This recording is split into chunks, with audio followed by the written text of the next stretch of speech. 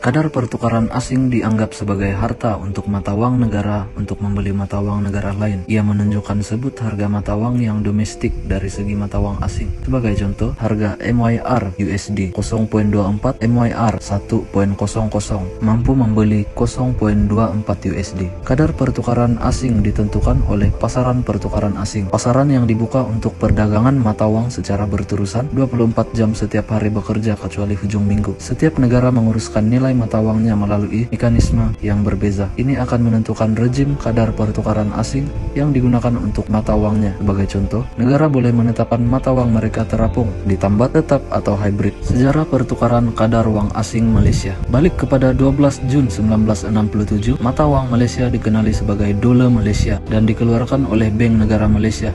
Pada masa itu, pound sterling adalah mata uang rasmi dalam pasaran pertukaran asing Malaysia. Walau bagaimanapun, pada 23 Jun 1972, pound sterling UK diapungkan. Ia menyebabkan kerajaan Malaysia memutuskan untuk menilai semula dolar Malaysia dan kemudian pihak berkuasa Malaysia memutuskan menukar mata uang rasmi kepada AS dan bukannya UK. Pada Agustus 1975, mata uang Malaysia telah ditukar nama secara sah daripada dolar Malaysia kepada ringgit mengikut Akta Mata Uang Malaysia 1975. Walau bagaimanapun, nama ringgit diterima secara resmi, mata uang Malaysia masih dirujuk sebagai dolar. Adegan ini diteruskan sehinggalah tahun 1993. Rejim kadar pertukaran di Malaysia. Dalam bahagian ini, perbincangan mengenai rejim kadar pertukaran di Malaysia akan dibuat. Rejim kadar pertukaran pada asasnya ialah cara pihak berkuasa menguruskan mata uangnya dalam pasaran pertukaran asing. Kerajaan diperlukan untuk mewujudkan rejim kadar pertukaran yang berfungsi dengan dasar monetari sesebuah negara karena kedua-duanya adalah instrumen utama bagi kerajaan untuk mencapai objektif keuangan dan ekonomi negara mereka. Pada masa terawal, pada 21 Jun 1973, sistem pertukaran kadar terapung telah diperkenalkan dan digunakan di Malaysia. Sistem pertukaran kadar terapung boleh dijelaskan karena pergerakan kadar pertukaran dipengaruhi sepenuhnya oleh kuasa pasaran. Terdapat beberapa kelebihan sistem kadar pertukaran terapung yang patut diberi perhatian. Seperti yang dinyatakan oleh King 1977, kelebihan sistem ini adalah sebuah perdagangan dan urus niaga keuangan akan berdasarkan faktor sebenar dan bukannya faktor nominal, yang bermaksud kadar inflasi antara bangsa tidak akan menjejaskan perdagangan antara bangsa. Oleh karena sistem pertukaran kadar terapung mampu membuat pelarasan dengan sendirinya melalui permintaan dan penawaran. Faktor yang mempengaruhi kadar pertukaran asing. Pasaran pertukaran asing jauh lebih rumit. Meramalkan kadar pertukaran asing termasuk meramalkan prestasi keseluruhan ekonomi. Terdapat banyak faktor yang terlibat semasa kadar pertukaran sedang ditentukan. Disenaraikan untuk menerangkan beberapa faktor penting yang mempunyai pengaruh besar pada kadar pertukaran. Inflasi. Inflasi ditakrifkan sebagai kadar di mana harga barang dan perkhidmatan meningkat dalam tempo masa tertentu. Kadar pertukaran pada asalnya ialah nisbah antara jangkaan bilangan unit satu mata uang dan jangkaan bilangan unit mata uang yang lain dalam pasaran ini. Inflasi meningkatkan bilangan unit mata uang. Oleh itu, jika satu mata uang yang menghadapi inflasi pada kadar 6%, manakala satu lagi hanya menghadapi inflasi pada kadar 2%, maka nisbah antara kedua-duanya pasti berubah. Oleh itu, kadar inflasi adalah faktor utama semasa menentukan kadar pertukaran. Walau bagaimanapun, kadar inflasi rasmi selalunya tidak memberitahu gambaran sebenar. Oleh itu, peserta pasaran menggunakan anggaran kadar inflasi mereka sendiri dan menghasilkan penilaian mereka sendiri untuk pasangan mata uang. Di samping itu, kadar ini adalah petunjuk langsung prestasi ekonomi semasa dan masa hadapan sesebuah negara, dan ia boleh memberi kesan kepada keputusan pelabur dan perdagang forex di seluruh dunia. Kadar faedah.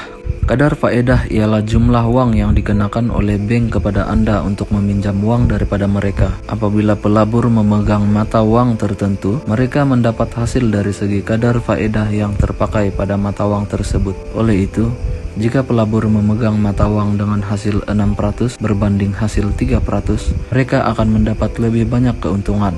Oleh itu, hasil kadar faedah juga dinilai ke dalam kadar forex yang disebut harga di pasaran. Penilaian mata uang adalah sangat subjektif kepada perubahan kadar faedah. Perubahan kecil dalam kadar ini membawa reaksi besar daripada peserta pasaran. Oleh itu, bank pusat menjadi peserta yang sangat penting dalam pasaran forex karena mereka mengawal dasar monetari yang merupakan salah satu penentu terbesar nilai mata uang. Dalam kebanyakan case, kenaikan kadar faedah diikuti dengan peningkatan nilai nilai mata uang negara. Hutang awam. Jumlah hutang awam yang besar bermakna kerajaan sebuah negara perlu membuat pembayaran faedah yang besar.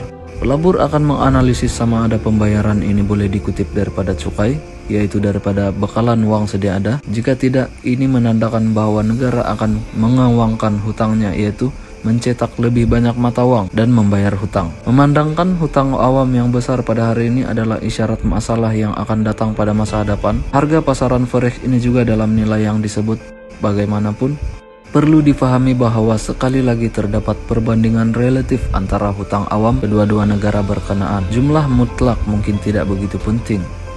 Jumlah keseluruhan hutang negara atau awam yang terhutang oleh kerajaan pusat diwakili oleh angka ini. Mempunyai tahap hutang kerajaan yang besar menjadikan sebuah negara kurang menarik perhatian pelabur asing dan memperoleh modal asing yang meningkatkan kemungkinan inflasi. Pelabur asing yang sudah memiliki bond di negara ini mungkin memutuskan untuk menjualnya di pasaran terbuka jika mereka menjangkakan pertumbuhan jumlah hutang kerajaan. Akibatnya akan mendapat lebihan bekalan mata uang tempatan yang akan menurunkan nilai mata uang. Defisit belanjawan. Satu lagi faktor utama yang mempengaruhi kadar forex ialah defisit belanjawan. Ini karena defisit belanjawan adalah pendahulu kepada hutang awam. Kerajaan membelanjakan lebih banyak uang daripada yang mereka ada dan akibatnya mengalami defisit budget. Defisit ini kemudiannya perlu dibiayai oleh hutang. Masalah yang berkaitan dengan hutang awam dan bagaimana ia memberi kesan kepada kadar pertukaran uang asing. Imbangan perdagangan antara negara dan rakan dagangannya dirujuk sebagai account semasa. Ia merujuk kepada perbezaan nilai antara komoditi dan perkhidmatan yang didagangkan dengan negara lain dalam tempo masa tertentu. Sekiranya sesebuah negara membeli lebih banyak barangan daripada ekspor, imbangan perdagangan berada dalam defisit. Ia memberi kesan langsung kepada kadar pertukaran karena sesebuah negara akan memerlukan lebih banyak modal asing. Akibatnya, permintaan terhadap mata uang tempatan akan berkurangan. Akibat lebihan bekalan mata uang tempatan, nilai mata uang tempatan berbanding mata uang asing jatuh. Terma dan syarat jualan.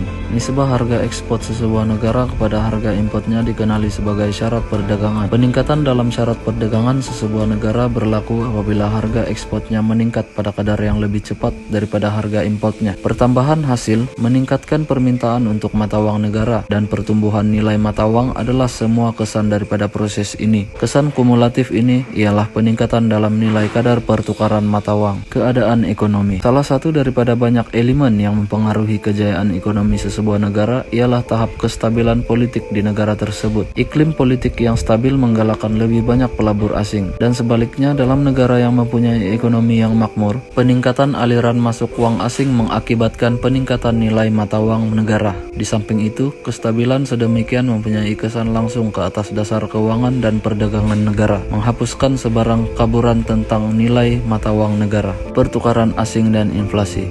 Inflasi adalah pembuli ubah seterusnya yang mempunyai keupayaan untuk memberi kesan kepada kadar pertukaran mata uang. Inflasi sering ditakrifkan sebagai kenaikan harga keseluruhan serta penurunan dalam nilai mata uang yang dibeli. Menurut beberapa penemuan kajian, hubungan antara pertukaran asing dan inflasi adalah menggalakkan. Pengarang penyelidikan 2014 menyatakan bahwa jika kadar inflasi India lebih rendah daripada negara lain dari perbandingan, maka ekspor India akan meningkat dan permintaan untuk rupiah untuk membeli barangan India akan meningkat, menyebabkan rupiah lebih kukuh. Akibatnya, negara yang mempunyai kadar inflasi yang lebih rendah cenderung untuk melihat peningkatan dalam nilai mata uang kelebihan pertukaran uang asing.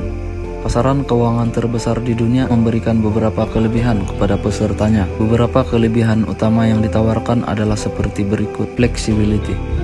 Pasaran pertukaran uang asing menyediakan pedagang dengan banyak flexibility. Ini karena tiada sekatan ke atas jumlah uang yang boleh digunakan untuk berdagang. Hampir tiada peraturan pasaran. Ini digabungkan dengan fakta bahwa pasaran beroperasi pada asas 24 hingga 7, mewujudkan senario yang sangat fleksibel untuk pedagang. Orang yang mempunyai pekerjaan tetap juga boleh menikmati dagangan forex pada hujung minggu atau pada waktu malam. Walau bagaimanapun, mereka tidak boleh melakukan perkara yang sama jika mereka berdagang dalam pasaran saham atau negara mereka sendiri. Atas sebab inilah dagangan forex adalah pilihan perdagangan untuk pedagang sambilan karena ia menyediakan jadwal yang fleksibel dengan sekurang-kurangnya gangguan dalam pekerjaan sepenuh masa mereka. Ketelusan, pertukaran uang asing bersize besar